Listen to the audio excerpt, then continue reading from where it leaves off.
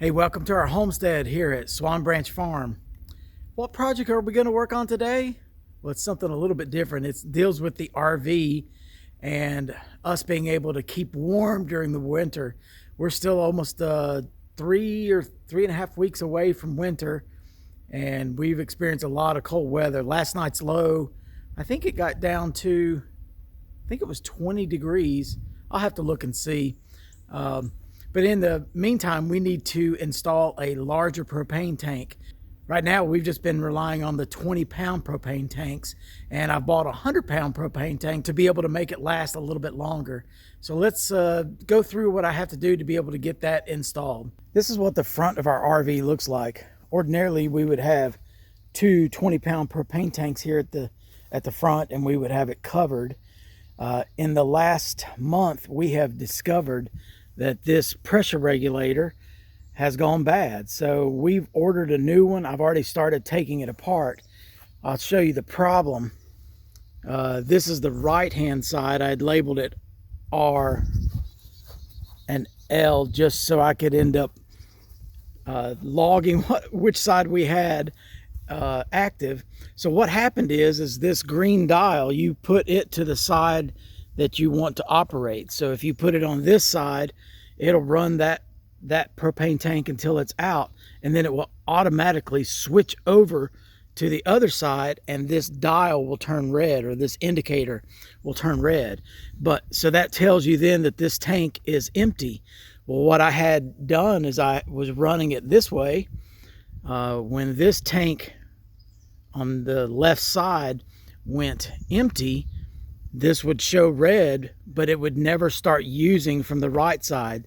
And I actually ended up trying a good tank on both sides, and this one on the right side would never work. So I've ordered a new regulator, and I've already started installing it. I ended up taking this side that goes into the camper apart, and so now I just have to remove this and we'll put the other one on. This is what our new regulator looks like, and I haven't got it installed or anything yet, but I just rested it on the hose here, and it stays up on this rod in the meantime. So I'm going to move our 100-pound propane tank from this side over to this side. So I have to put I've been using concrete blocks, paver blocks, to be able to rest it on. So I'll put 3 of those blocks right here. And the reason I'm moving it to this side is it gets the morning sun sooner than the other side does. And I think that'll help during the colder parts of winter. You need to have, it's probably not that big a deal, but the propane works better at higher temperatures, not way below freezing. Anyway, that's what I've read. So the first thing I'm going to do is I'm going to take this regulator hose off. It's also called a pigtail. I'm going to remove it, and I'm going to reinstall a longer hose that has the correct fitting to go in there, and this other end will go into the 100-pound propane tank. It's a POL fitting, and that actually turns in opposite of what a standard right-hand screw would. I'm gonna get going on this, and I'll try to show you some as I go along. It's kind of hard to get the camera set up and to be able to work on it, but I've already tried to loosen this right here. I've still got a ways to go to get it loose and off of there, and then I'll replace it with this other hose. I'm gonna go ahead and start loosening this. I've already actually loosened it. I'm gonna finish removing it.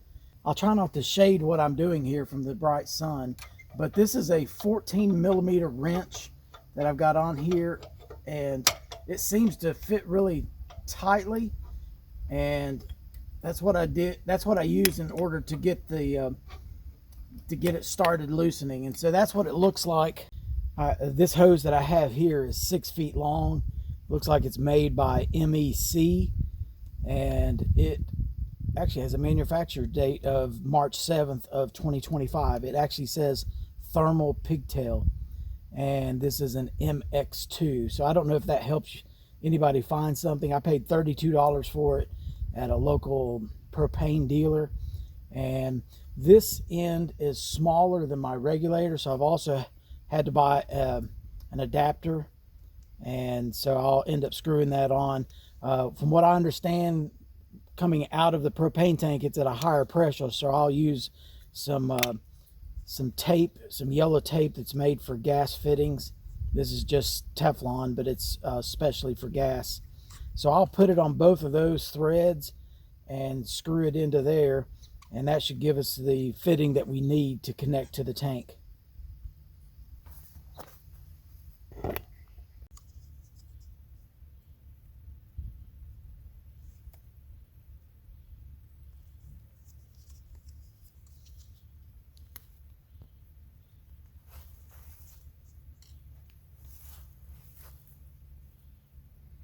Always make sure you put your tape on the correct way so that when you attach whatever it's going to be attached to, that it doesn't unroll the tape.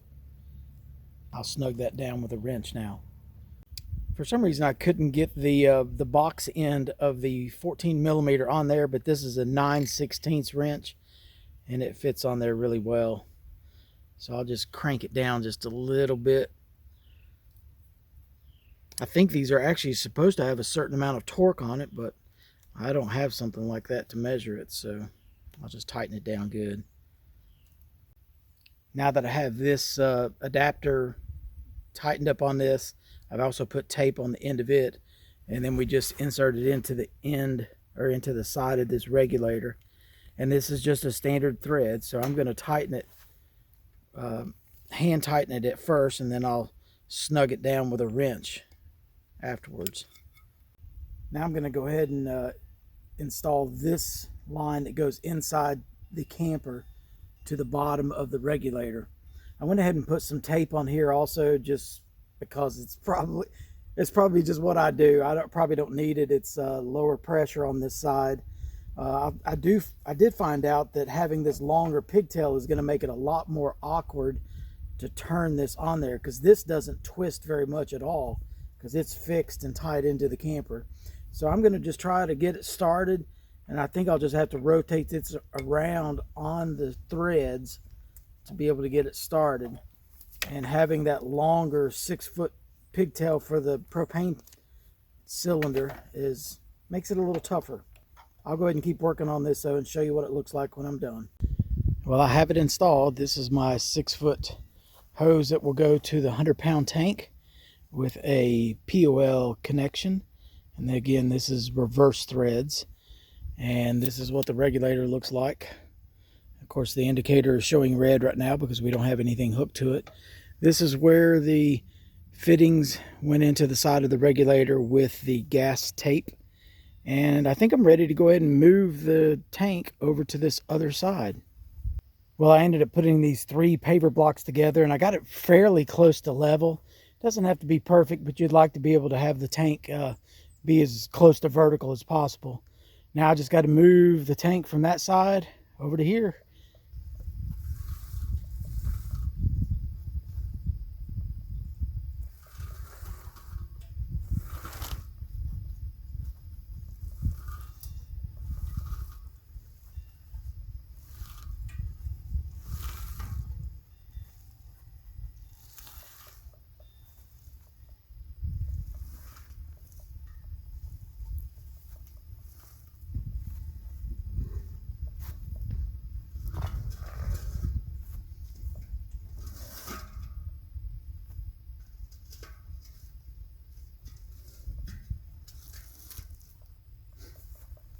I think that's the way I'm going to position it. I should be able to get to it really easily, and I can get to the handle, the valve handle, really easily also.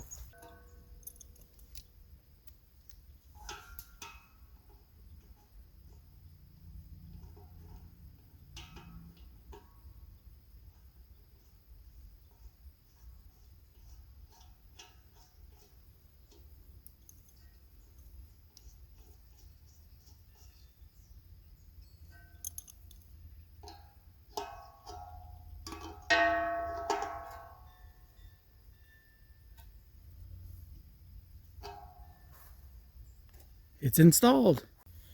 Now I'm just going to turn it on, and I will end up testing the regulator for leaks.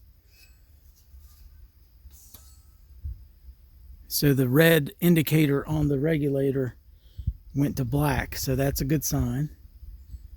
So I'll go ahead and slowly open this all the way. From what I've read, that if you open the valve too quickly, the regulator can sense a change in pressure and sometimes it will close off. Check out my Chewbacca Star Wars mug. There's Han Solo and Lando Calrissian. So anyway, I guess it's time for some, no, this is not coffee. This is soapy water, so I was just going to end up spreading some here on this valve here to see if I see any air bubbles. And looks like we have a pretty good connection there. There's less pressure on this side, so I don't expect there to be any. So that's a good sign. So this was my setup, and this was my project for this morning. I went inside and turned the furnace on, and it's working great. I'm not exactly sure what the future plans are for winter living here. I may end up getting another 100-pound tank and put it on this side. But right now, I like the fact that I have this regular pigtail over here. I think this is a QCC1 type or QCC type 1 connection for a normal 20-pound tank. I like the idea of being able to have a 20-pound tank as a backup. And then when that 100-pound tank is empty, I can switch over to the 20-pound tank and then go get another refill on the big tank. If I had two big tanks here, I wouldn't have the ability to use a 20-pound tank without some kind of adapter. So I'm not exactly sure what the future holds.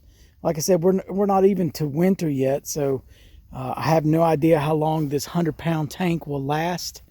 Is that a 1-week thing in cold weather, or is it a little more or a little less? But I can see a lot of trips to refill propane while living in this camper.